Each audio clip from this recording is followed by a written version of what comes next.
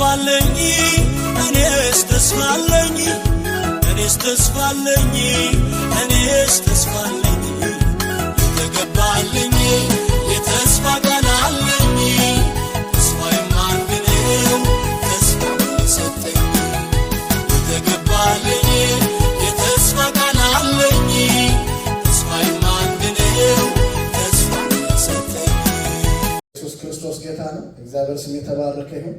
ስለነበረን ጊዜ እግዚአብሔር እጅግ አድርገን እናመሰግናለን። እግዚአብሔር መልካም አምላክ ነው። መጽሐፍ ቅዱሳችሁን ሮሜ ምዕራፍ 12 ቁጥር 12ን ታወጡና አንዷን ቁጥር ብቻ ነው እሷን አነብና እንጸልያለን። የምፈልገው እዚህ ቦታ ስለሆነ ሮሜ 12 ቁጥር 12 ተከታተሉኝ። በጌታ በኢየሱስ ክርስቶስ ስም አነባዋለሁ። በተስፋ ደስ ይበላችሁ፣ በመከራ ታገሱ፣ በጸሎት ጽኑ። በተስፋ ደስ ይበላችሁ፣ በመከራ ታገሱ፣ በጸሎት ደግሞ ጽኑ። ዛሬ ርዕሴ በተስፋ ደስ ይበላችሁ ክፍል 1 ነው። ቀጣይም ይኖረኛል።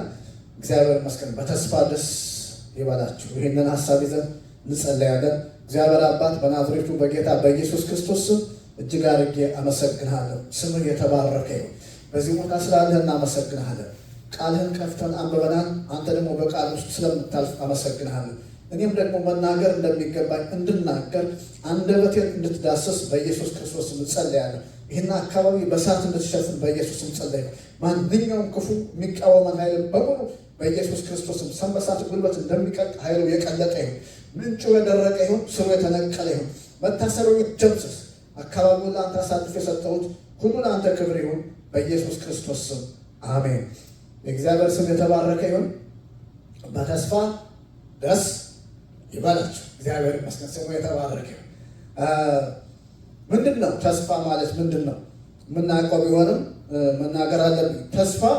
ተስፋ ማለት የነገውን ህይወታችን ነገ የምንኖረውን ኑሮ የነገውን ህይወታችን የሚያሳይ ፒክቸር ማለት ነው። ነገ የምንኖረው የወደፊት ኑሯችን ነገ ተስፋ ብለን የምንጠራውን ነገር አሁን ዛሬ ላይ የምናየው ፒክቸር ማለት ይሄ። ስለዚህ በሌላ አባባል ተስፋ ምንድን ነው ካልን መሰረት ነው። የሁሉ ነገር መሰረት ነው። እንዴት ነው የሁሉ ነገር መሰረት የሚሆነው? አሳያቸዋለሁ። እግዚአብሔር አምላክ ተመሰገነ። ኢየሱስ ክርስቶስ ጌታ። ተስፋ የሁሉ ነገር መሰረት ነው። የሁሉ ነገር መሰረት ነው። ሁሉ ነገር በተስፋ የተያያዘ ነው። ለምሳሌ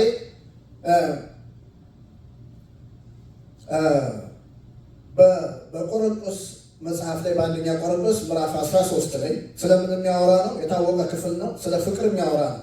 አንደኛ ቆሮንቶስ ምዕራፍ 13 ከአንድ ጀምሮ ስታዩ ስለ ፍቅር የሚያወራ ነው እና መጨረሻው ቁጥር 13 ነው የምፈልገው።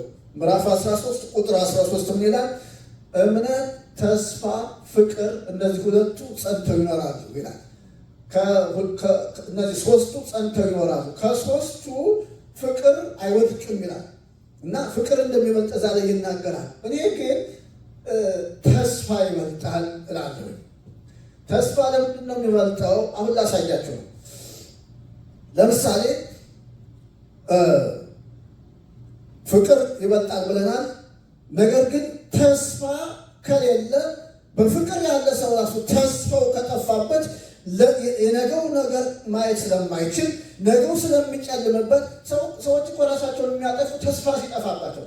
ተስፋ የለም ማለት ተስፋ ተሟጠጠ ማለት ሰው ተስፋ ቆረጠ ማለት በቃ ህይወቱ እዚያ ላይ ያቆማል ማለት ነው። ስለዚህ ሰው በፍቅርም ውስጥ እንኳን ቢሆን የነገ ተስፋ ከሌለ ሰው መኖር አይችልም። ስለዚህ ከፍቅር ተስፋ ይመጣል። ነገ ተስፋ ስለሚያደርግ ነገ ላይ የሚያየው ነገር ስላለ ነገ ላይ ተስፋ ያደረገው ነገር ስላለ ያንን እያየ ዛሬ ሰው በደስታ ይኖራል። ዛሬ ሰው በፍቅር ይኖራል። ካለበለዚያ ፍቅር ብቻ ቢሆን ተስፋ ከሌለ ግን ሰው በህይወት አይኖርም። ስለዚህ ፍቅር ራሱ ተስፋን የሚከተለው ብዬ ነው የማምነው። እምነት ተስፋን ተከትሎ እንደሚመጣ ታያላችሁ። መጽሐፍ ቅዱስ ይነግረናል። እምነት ተስፋን ተከትሎ ዕብራውያን ምዕራፍ 11 ላይ እምነት ተስፋ ስለምናደርገው ነገር የሚያስረዳ ነው ይላል አይደል? ተስፋ ስለምናደርገው ነገር የሚያስረግጥና የሚያስረዳ ነው ይላል። ስለዚህ ተስፋ አሁን ለምሳሌ ስለ እምነት አንድ ነገር ይነገራቸዋል። ያንን ነገር ተስፋ አድርጋችሁ ስትይዙት እምነት ይወለዳል። እምነት የሚወለደው መጀመሪያ ተስፋ ሲገኝ ነው። ተስፋ ካልተገኘ እምነት አይወለድም። ለምሳሌ የእምነት አባታችን የሚባለው አብርሃም ለምሳሌ ዘፍጥረት 12 ላይ እግዚአብሔር ከኡር ከለዳውያን አብርሃምን ምን አለው ይላል? ጠርቶ አወጣ። አንተ ታላቅ ሕዝብ ነህ። መጀመሪያ ምን አለው? ጠራውና አወጣው እና እኔ ወደማሳይ ምድር ለምን አናነባው? ሀሳቡን እንዳለ እኔ ብቻ ከምናገር እናንተም እያያችሁት እኔም ሙሉ ሀሳቡን እንድናገር የራሴን እንዳልጨምር እዛም እንዳልቀንስ እግዚአብሔር አብርሃምን ምን አለው ይላል? እግዚአብሔር አብርሃምን አለው ከሀገር ከዘመዶች ከአባትን ቤት ተለይተህ እኔ ወደማሳይ ምድር ውጣ። አሁን አያችሁ፣ የመጀመሪያው እኔ ወደማሳይ ምድር ውጣ። አሁን እግዚአብሔር የሚያሳየው ምድር አለ። እግዚአብሔር ለአብርሃም ምን የሚለው አለ? የሚያሳየው ምድር አለ። ከዛ በኋላ ደግሞ ትሆናለህ ያለው አለ። እኔ ወደማሳይ ምድር ትወጣለህ፣ ታላቅ ሕዝብም አደርግሃለሁ፣ እባርክሃለሁ፣ ስምህንም አከብረዋለሁ፣ ለበረከትም ሁን። የሚያከብሩም አከብራቸዋለሁ፣ የሚረግሙንም እረግማቸዋለሁ፣ የምድር ነገሮች ሁሉ በአንተ ይባረካል። አሁን እያለ ይቀጥላል። አልቀጠልኩም።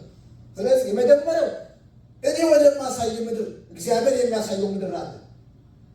ያ ለአብርሃም ምንድን ነው? ተስፋ ነው። ከዛ ደግሞ የተነገረ ቃል አለ። አንተ ለበረከት ነው፣ የበረከት ነው። በቃ አንተ እባርካለሁ፣ የነገስታት አባት ትሆናለህ፣ ነገስታት ከአንተ ይወለዳሉ፣ የሚባርኩን እባርካለሁ፣ የሚረግም እረግማለሁ። ስለዚህ እግዚአብሔር አሁን ለአብርሃም የተናገረው ትልልቅ ነገር አለ። ያ ምንድን ነው? ተስፋ ነው። ስለዚህ ያንን ይዞ ወጣ። ከዛ በኋላ ምን ሆነ? ያንን ነገር አመነ። የተሰጠውን ተስፋ አመነ። ስለዚህ ተስፋ ይቀድማል እያልኳችሁ ነው። ተስፋ ይቀድማል። እግዚአብሔር አምላክ የተመሰገነ። ስለዚህ እግዚአብሔር ይመስገን። ዛሬ በተስፋ ደስ ይበላችሁ ሲል የትኛውን ተስፋ ልትሉ ትችላላችሁ? ለእኛ የተነገረ ተስፋ አለ። እኛ የተስፋ ቃሎች ባለቤት ነን። ብዙ ለእኛ በግላችን በትንቢት መልክ የተነገረ ቃል አለ። የተገለጠው ቃል ደግሞ ለእኛ የተስፋ ቃል ነው። ስለዚህ ይህንን የተስፋ ቃል ይዘን በዛ ደስተኞች ሲሆን ነው እግዚአብሔር የሚሰራው። ስለዚህ ሐዋርያው ጳውሎስ ለሮሜ ሰዎች በተስፋ ደስ ይበላችሁ ይላል። ስለዚህ የተስፋው ቃል ለእኛ ነው። አሜን፣ እግዚአብሔር ይመስገን። ስለዚህ በተስፋ ደስ ልንሰኝ ያስፈልጋል። ተስፋችሁን ዋቴቨር ምንም አይነት በህይወት ጎዳና ውስጥ ለፉ። በህይወት በተለያየ አይነት ፈተና ውስጥ ለፉ። ተስፋችሁን ግን እንዳትጥሉ። ዛሬ ያለኝ ምክር ይሄ ነው። ተስፋችሁን እንዳትጥሉ። እግዚአብሔር አምላክ ተመሰገን። ኢየሱስ ክርስቶስ ጌታ ነው። ሰይጣን የእናንተን ተስፋ ማስጣል አይችልም። ክፉ ሰዎች የእናንተን ተስፋ ማስጣል አይችሉም። ዓለም ራሷ የእናንተን ተስፋ ማስጣል አትችልም። ተስፋው በእኛ እጅ ነው ያለው። እኛ ነን መጣል የምንችለው። ስለዚህ ሊያደበዝዝ ይችላል። ዓለም ልታደበዘው ትችላለች። ሰይጣን ሊያደበዝዘው ይችላል። ክፉ ሰዎች ሊያደበዝዙ ይችላል። ጨለምተኛ ሊያስመስሉ ይችላል ተስፋችን። ነገር ግን እኛ ሙጥኝ ብለን የያዝነውን ተስፋ እስከያዝን ድረስ ተስፋችን አይወድቅም። አሜን። እግዚአብሔር አምላክ ተመሰገነ። ይህንን በተመለከተ አንድ ሰው አሳያቸዋል። ለምሳሌ ዮሴፍ በምዕራፍ 36 ዘፍጥረት ላይ ታገኙታላችሁ። 37 ይቅርታ፣ ምዕራፍ 37 ላይ ዮሴፍን ታገኛላችሁ። ዮሴፍ እግዚአብሔር የጠራው ሰው ነው። እግዚአብሔር የለየው ሰው ነው። የሁሉ ታናሽ ነው ማለት ከሱ በኋላ ቤንጃሚን ነው ያለው እና እሱ በቃ የመጨረሻው ነው እንግዲህ። ስለዚህ እግዚአብሔር ደግሞ በሱ ላይ ጥሪ ያስቀምጧል። ህልመኛ ነው ዮሴፍ፣ ጥሪውን ያስቀመጠ እግዚአብሔር ነው። አድሎ አድርጎ አይደለም። እግዚአብሔር ያውቃል እንግዲህ ለምን እሱ ላይ እንዳስቀመጠ። ለምን እግዚአብሔር ራሱ ነው የሚያውቀው። አንጠይቀውም፣ እግዚአብሔር አይጠየቅም። ስለዚህ ዮሴፍ ዕጣ ወደቀበት፣ ህልመኛ ነው እና ያ ህልም ደግሞ ነገር አመጣበት። ታውቁታላችሁ ታሪኩ፣ እዚያ ውስጥ ብዙ አልቆይም እና ሩቅ ደግሞ አልመጣም። የራሱ ቤተሰቦች የተነሱበት ወንድሞቹ ማለት። ስለዚህ ዮሴፍን መጀመሪያ ያዙትና ጉድጓድ ውስጥ ጣሉት። እግዚአብሔር ደግሞ ትረፍ ሲለው ዓላማ ያለው ሰው ራዕይ ያለበት ሰው ይገፋል እንጂ አይሞትም። ጉድጓድ ውስጥ ቢገባም ጉድጓዱ ውሃ የለውም፣ እባቡም ግንጥም የለውም፣ ባዶ ነው። ስለዚህ እንደገና እግዚአብሔር በሱ ላይ ፕሮግራም ስላለው እዚያ ጉድጓድ ውስጥ እንዲተውት አውሬ እንዲበላው አልፈለገምና ወደ ግብፅ እንዲሸጥ ተደረገ። ወደ ግብፅ ዮሴፍ በ30 ብር ተሸጠ። ለእስማኤላውያን ማለት ነው። እስማኤላውያን አትርፈው ማለት ነው። ዮሴፍ ተነግሮበታል። አትርፈው ለጲጢፋራ ሸጡት። አየተመልከት፣ ይሄ ባለራዕይ ሰው እኮ ነው። ህልመኛው ሰው እኮ ነው። እግዚአብሔር ፕሮግራም ያደረገበት ሰው ነው እኮ። ስለዚህ ግን ነገሩ ስታዩ በዚህ ፕሮሰስ ውስጥ በቃ የሚያልፍ አይመስልም። እግዚአብሔር ፕሮግራም ያለበት ሰው እንዴት በዚህ ያልፋል? እግዚአብሔር ራሱ ያውቃል። ግን ስታዩ በጉድጓድም ውስጥ የሚግባ ዮሴፍም ይሸጥ ወደ ጲጢፋራ ቤት የሚግባ እግዚአብሔር ከሱ ጋር ነበር የሚል ነገር ታገኛላችሁ። አብሮ እግዚአብሔር ከሱ ጋር ሄዷል።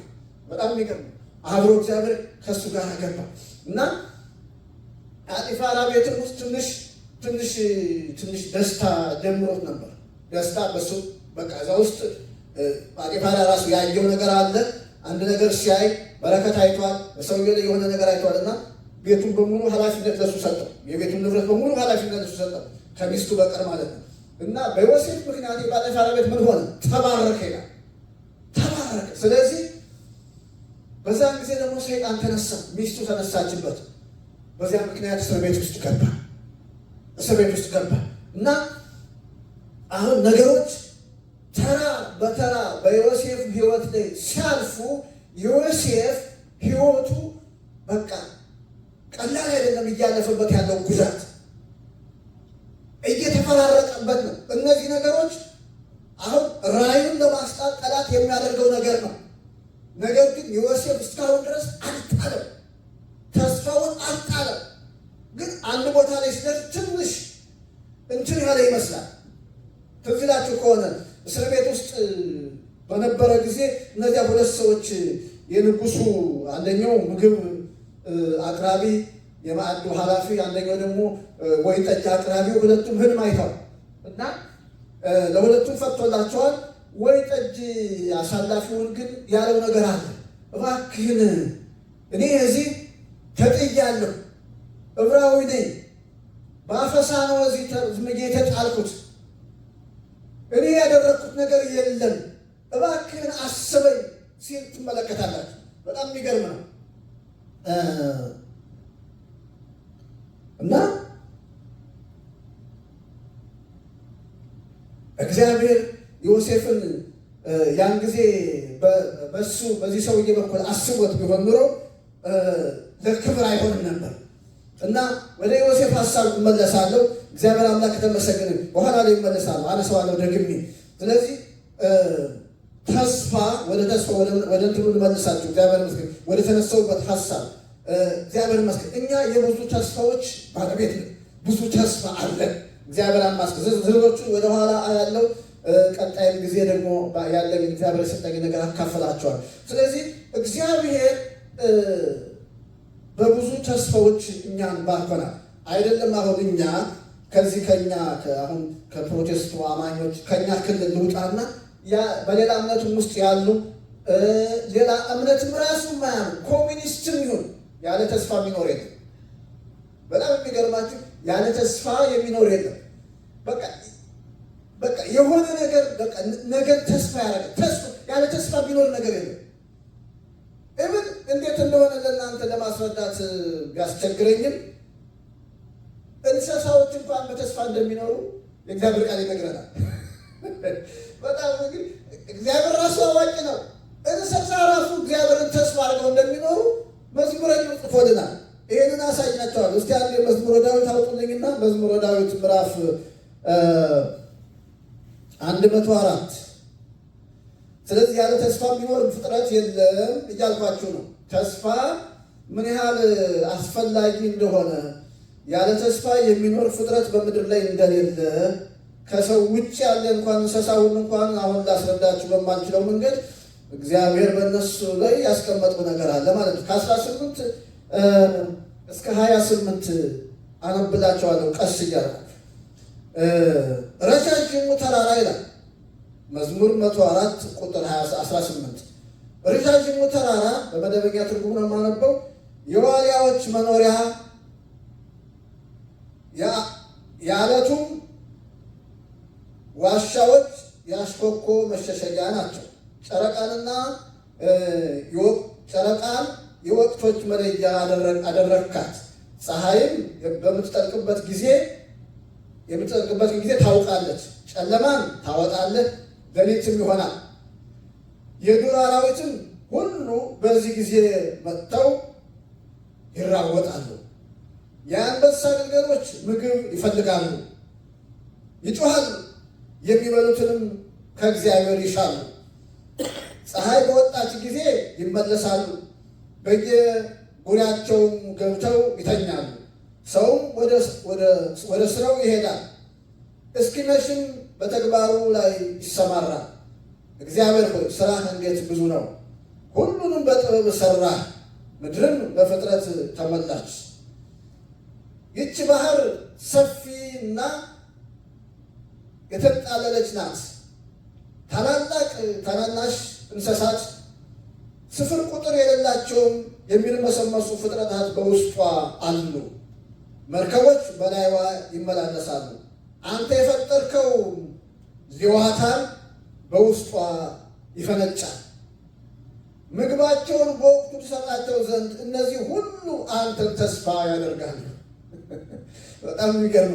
ምግባቸውን በወቅቱ ትሰጣቸው ዘንድ እነዚህ ሁሉ አንተን ተስፋ ያደርጋሉ። በሰጣቸውም ጊዜ አንድ ላይ ያከማቻሉ። እጅን ስትዘረጋ መልካምን ነገር ይጠግባሉ። አሁን እንስሳትን ዘርዝሮ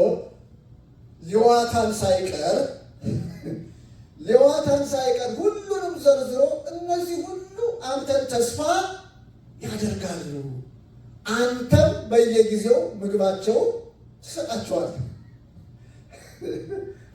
ከኢዮብ ጋር ሲከራከር ራሱ በኢዮብ ምዕራፍ 41 ላይ አንድ ሙሉ ምዕራፍ ኢዮብን ሰሞኑን አጠና ነበርና ስለ ሌዋታን ብቻ ነው እግዚአብሔር የተናገረው፣ እንዴት አይነት ፍጡር እንደሆነ አንድ ምዕራፍ ሙሉ እግዚአብሔር ቁጥር በቁጥር እየተነተነ እና እዚህ ጋር ደግሞ ሌዋታን ተጠቅሷል። ስለዚህ እነዚህ ሁሉ አንተን ተስፋ ያደርጋሉ።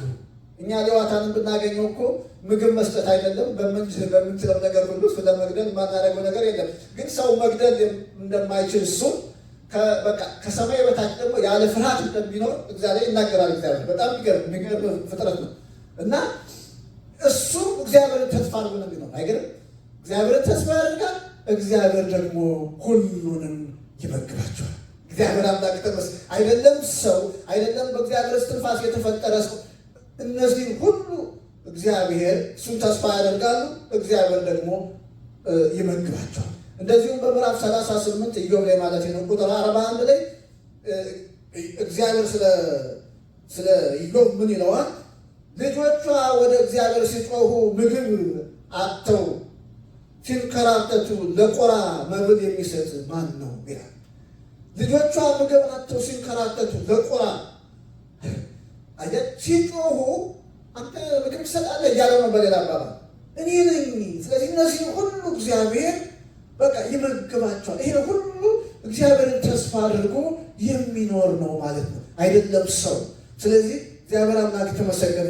እግዚአብሔር በሌላ አባባል ምንድን ነው? ለዚያ ሁሉ እግዚአብሔር ይገድዋል ማለት ነው። እነዚህን ሁሉ ይንከባከባል ማለት ነው። እግዚአብሔር አምላክ ተመስገን። ዛሬ እግዚአብሔር አምላክ ተመስገን። እዚህ በኦንላይንም ለምትሰሙኝም እናገራለሁ በጌታ በኢየሱስ ክርስቶስ እግዚአብሔር ይመስገን። ሌዋታንን የመገበ ቁራን የመገበ ዛሬ የኢኮኖሚ ችግር ያለባቸው ሰዎች እግዚአብሔር ሰማይን ይከፍትላቸዋል። እግዚአብሔር አምላክ ይመስገን። እግዚአብሔር ይባርካቸዋል።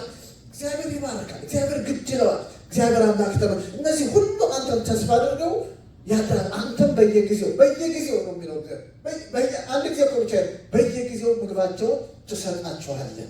እግዚአብሔር አምላክ ተመስገን። ኢየሱስ ክርስቶስ ጌታ። ስለዚህ ይሄ ሁሉ እግዚአብሔርን ተስፋ የሚያደርግ ነው። እግዚአብሔር ይመስገን፣ ስሙ የተባረከ። ልጨርስላችሁ የዮሴፍን ነገር ጀምሬ ነበር። ዮሴፍ እግዚአብሔር ይመስገን አሁን በእስር ቤት ውስጥ ሆኖ 2 ዓመት እንደቆየ ነው መጽሐፍ አዋቂዎች የሚናገሩት፣ ታሪክ አዋቂዎች። ስለዚህ 2 ዓመት አሁን በቃ እስር ቤት ውስጥ በእርግጥ ኃላፊነት ሰጥቶታል። የእስር ቤቱ ኃላፊ እዛ ውስጥ ኃላፊነት ሰጥቶታል። ግን እስር ቤቱ እስር ቤት ነው አይደል? እስር ቤት ኃላፊነት ተቀበል ምንም በል እዛው ነው። ስለዚህ እስር ቤት ነው። ዮሴፍ አሁን ትንሽ ጨለም ያለበት ጊዜ ነው የሚመስል፣ ጨለም ብሎበታል እና በቃ ለጠጅ አሳላፊው ምን አለ፣ እባክህን የኔን ነገር ለፈርዖን ንገር፣ እኔ ዕብራዊ ነኝ፣ በአፈና ከዚህ አምጥተው ጥለውኛል። በኋላ ላይ እኮ ለወንድሞቹ የምታውቁት ታሪክ ነው። ምንድን ነው ያላቸው? በእግዚአብሔር ፕሮግራም ላይ የመጣሁት አትስጉ፣ ለምን እንዲህ አደረኩት አትበሉ፣ እኔ የመጣሁት በእግዚአብሔር ፕሮግራም። አሁን ግን አያችሁ ፕሮሰስ ነው፣ የሚያልፍበት መንገድ ነው እንዲህ አይነት ንግግር እንዲናገር ያደረገው። አንዳንዴ በፈተና ውስጥ ተስፋም ቢኖረን ተስፋ ያለን ሰዎችን ብንሆን፣ እግዚአብሔር ትልልቅ ፕሮግራም ያደረገብን ሰዎችን ብንሆን፣ የምናልፍበት መንገድ አንዳንዴ እንዲህ አይነት ነገር ያናግረናል። ግን ተስፋችን አንጥልም። እግዚአብሔር ይመስገን። ተስፋችን ግን አንጥልም። እንገፋለን ግን አንወድቅም እንደማለት ነው። እግዚአብሔር ይመስገን። እንገዳገዳለን ግን አንወድቅም። ብንወድቅ እንኳን እንነሳለን። ስለዚህ ዮሴፍ በቃ እኔ እዚሁ ነው ያለሁት፣ ምንም ያደረኩት ነገር የለም፣ ዕብራዊ ነኝ እና የኔን ነገር ለንጉሥ ንገር። ግን እግዚአብሔር በክብር ሊያደርገው ስለወደደ ዮሴፍን ምን አደረገው ይላል? የጠጅ አሳላፊ ረሳው። እግዚአብሔር ይመስገን። እግዚአብሔር የጠጅ አሳላፊው ዮሴፍን እንዲረሳው አረገና ለፈርዖን ህልም አመጣ። እግዚአብሔር አምላክ የተመሰገነ። እግዚአብሔር እንዴት መልካም አምላክ ነው።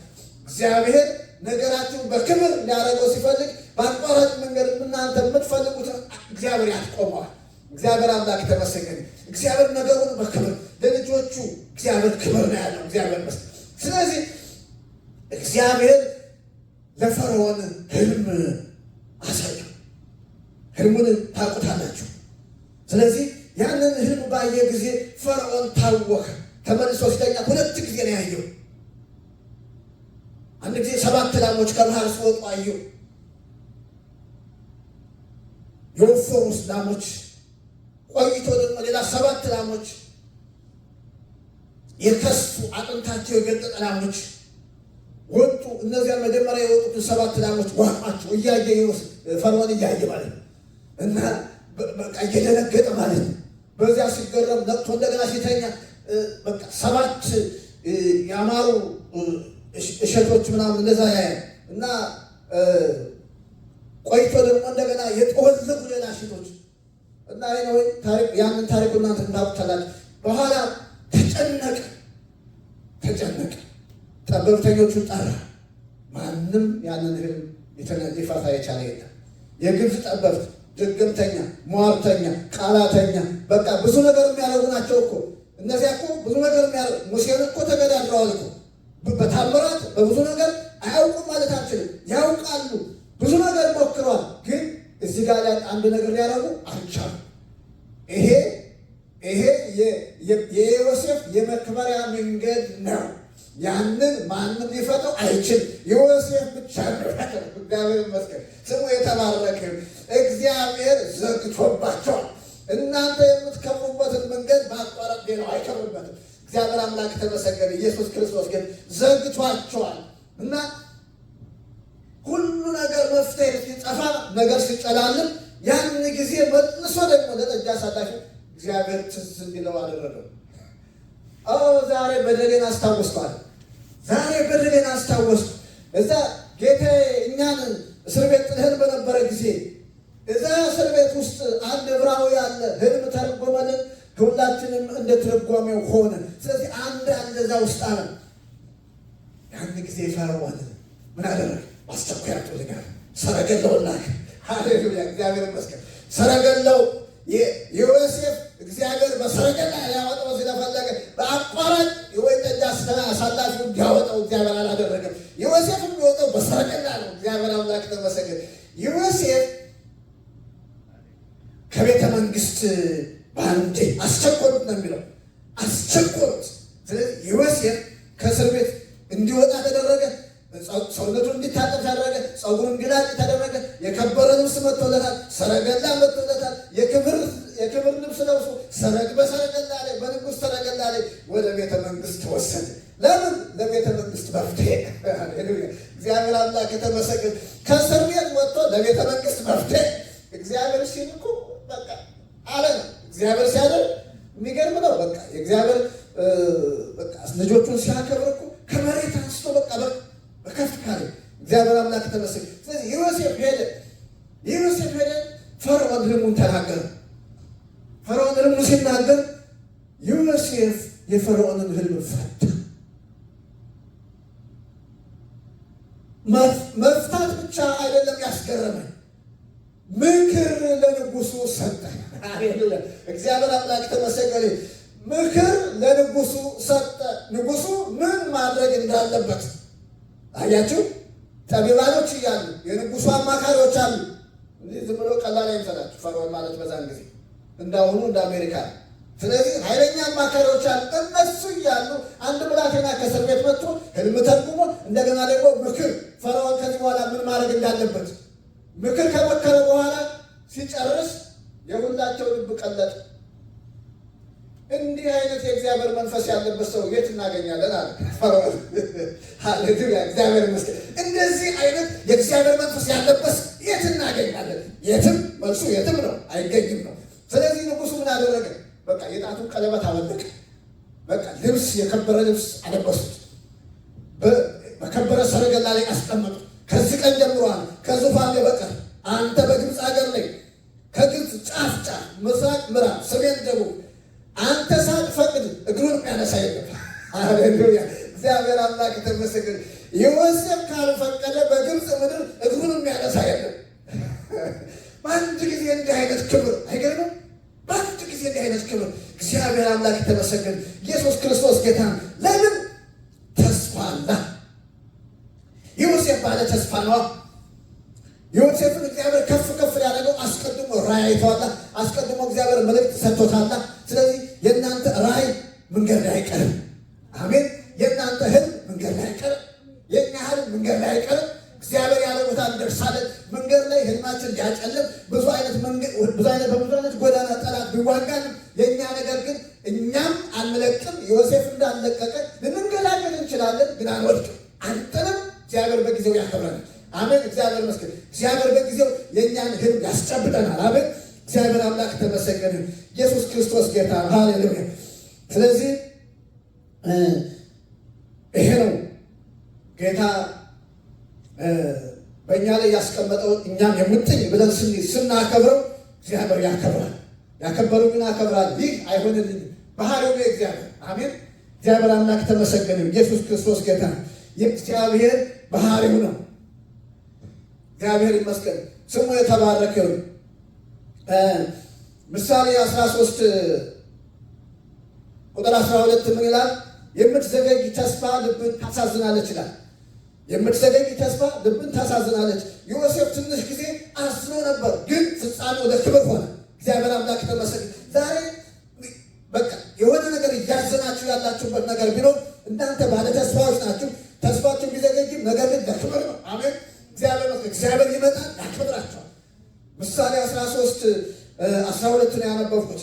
የምትዘገይ ተስፋ ልብን ታሳዝናለች፣ ግን ፍጻሜው ግን ክብር ነው። አሜን። እግዚአብሔር ይመስገን። እንጠብቀዋለን፣ እግዚአብሔር ያከብረናል።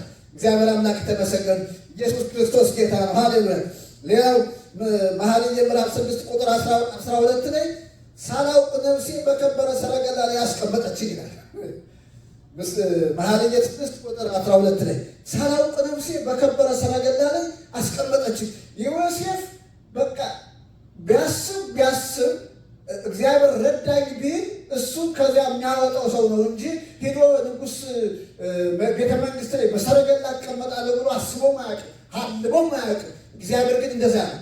የእግዚአብሔር ሀሳብ ግን እንደዛ ነው። እግዚአብሔር አምላክ ተመሰገነ። እግዚአብሔር ለእኛ ያለው ሀሳብ ያለው፣ እግዚአብሔር ለእናንተ ያለው ሀሳብ ያለው። እግዚአብሔር አምላክ ተመሰገነ።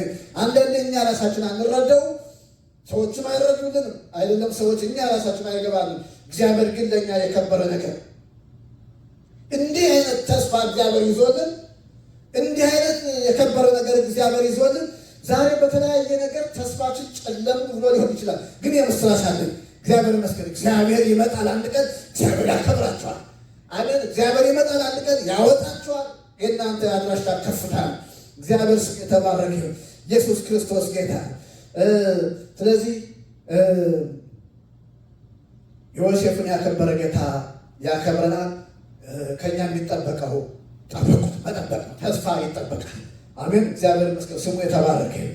ሌላ አንድ ሰው ደግምላችሁና በዚህ ሰው ነው ማጠቃለለው። ሁለተኛ ዜና ምዕራፍ 22ን ታውቁ። አንደኛ ዜና ምዕራፍ 22ን ታውቁልኛላችሁ። አንደኛ ዜና ምዕራፍ 22 ሃሌሉያ ከ7 እስከ 10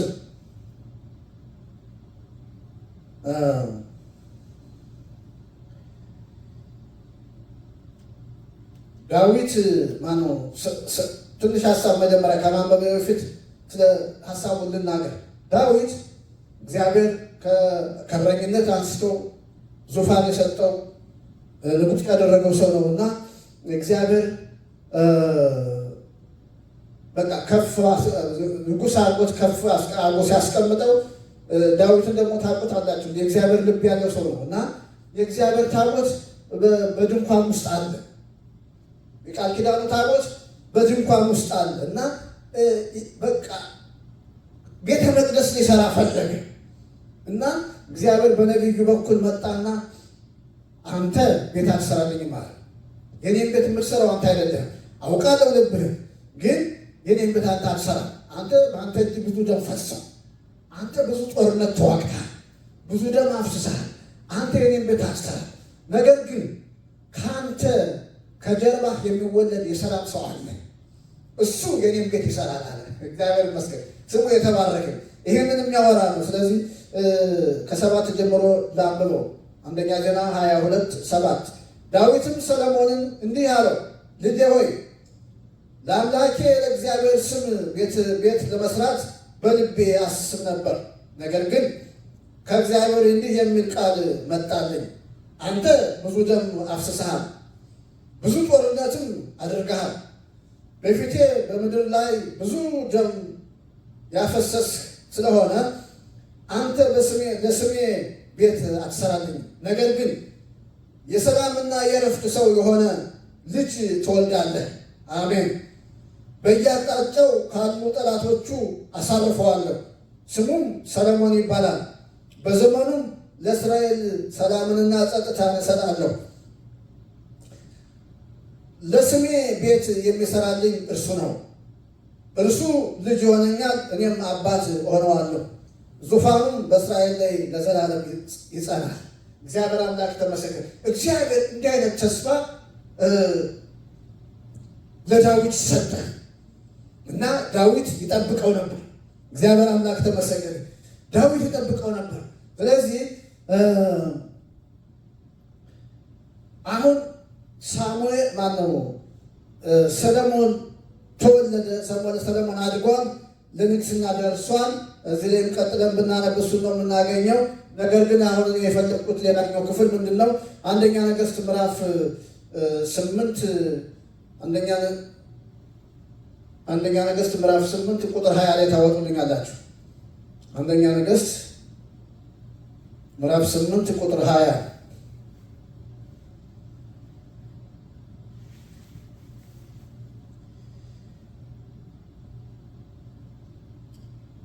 አንደኛ ነገሥት ምዕራፍ 8 ቁጥር 20 ይላል፣ እግዚአብሔርም የተናገረውን ቃል ፈጽሟል። ይህን የሚናገረው ሰለሞን ነው። እግዚአብሔርም የተናገረውን ቃል ፈጽሟል፣ እኔም እግዚአብሔር በሰጠው ተስፋ መሰረት በአባቴ በዳዊት እግር ተተክቼ በእስራኤል ዙፋን ላይ ተቀምጫለሁ።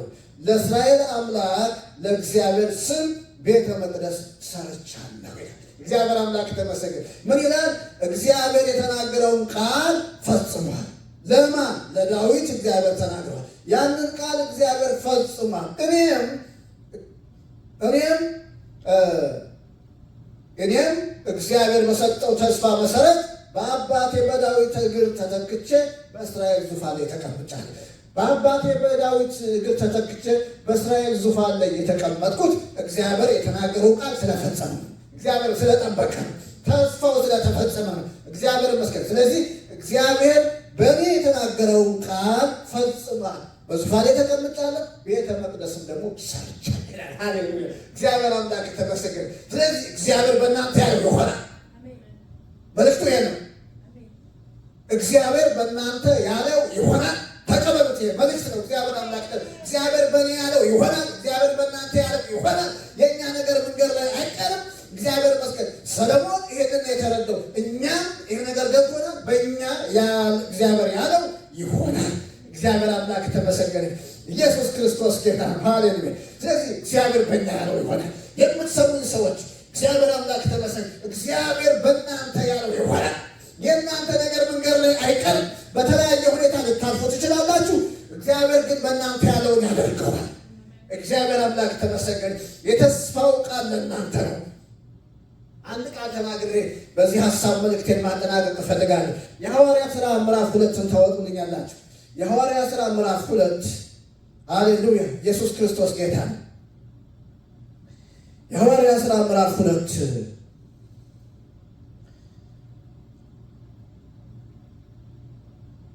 ቁጥር 39 ሐዋርያው ጴጥሮስ የተናገረው ቃል ነው።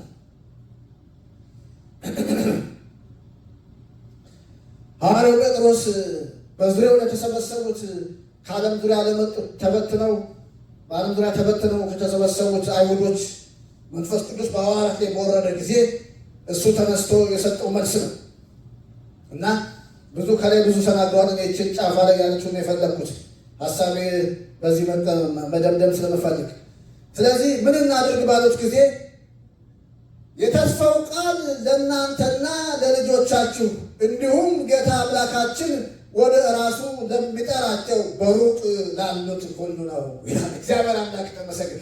የተስፋው ቃል በመጀመሪያ ለእናንተ ሃሌሉያ። የተስፋው ቃል በመጀመሪያ ለእኛ ሃሌሉያ። እግዚአብሔር ስም የተባረከ። የተስፋው ቃል በሁለተኛ ደረጃ ለልጆቻችን እግዚአብሔር ይመስገን ሃሌሉያ። የተስፋው ቃል በሶስተኛ ደረጃ ጌታ አምላክ ወደ ራሱ ለሚጠራቸው በሩቅ ላሉ ሁሉ ነው ይላል። እግዚአብሔር ይመስገን። ስለዚህ የተስፋ ቃል ባለቤቶች ነን። አሜን። እግዚአብሔር አምላክ ተመሰገነ። ትልልቅ የተስፋ ቃል አለን ለእኛ ለልጆቻችን። ጌታ አምላክ ደግሞ ለሚጠራቸው በሩቅ ላሉ ሁሉ ነው። እግዚአብሔር አምላክ ተመሰገነ። ስለዚህ የተስፋውን ቃል የመያዝ የእኛ ድርሻ ነው። እግዚአብሔር ይመስገን። እንይዛለን፣ እንጠብቀዋለን። እግዚአብሔር አምላክ ተመሰገነ ይሁን። በፍጻሜ ደግሞ ያገኛል። አሜን። እግዚአብሔር አምላክ ተመሰገነ። ሃሌሉያ። ዝርዝር ነገሩን የሚቀጥለው ጊዜ እጀምራለሁ። እንጸልያለን። እግዚአብሔር አባት በጌታ በኢየሱስ ክርስቶስ ስም እጅግ አድርጌ አመሰግንሃለሁ።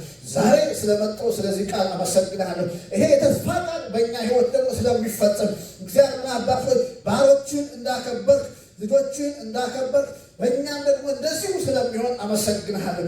ስምህ የተባረከ ይሁን። አንተ የተስፋን ቃል የሰጠኸው የታመንክ ስለሆነ አመሰግንሃለሁ። የተስፋን ቃል የሰጠው የታመን ነው ተብሎ ተጽፏል። በእኛ ሕይወት ይፈጸማል። እናከብረሃለን። ክብር ሁሉ ተጠቅልሎ ለአንተ ይሁን። በሚሰሙኝም ሕይወት ስለሚፈጸም አመሰግንሃለሁ። ስምህ የተባረከ ይሁን። የተስፋውን ቃል ያስጨንቅፍ ዙሪያ የሚዞር ኃይል ወገቡ የተወጋ ይሁን። እግዚአብሔር አባት አመሰግንሃለሁ። ስምህ የተባረከ ይሁን። ይሄ ቃል 100 ፍሬ ያፍራ። እናመሰግንሃለን። ስምህ ብሩክ ይሁን። በኢየሱስ ክርስቶስ ስም አሜን።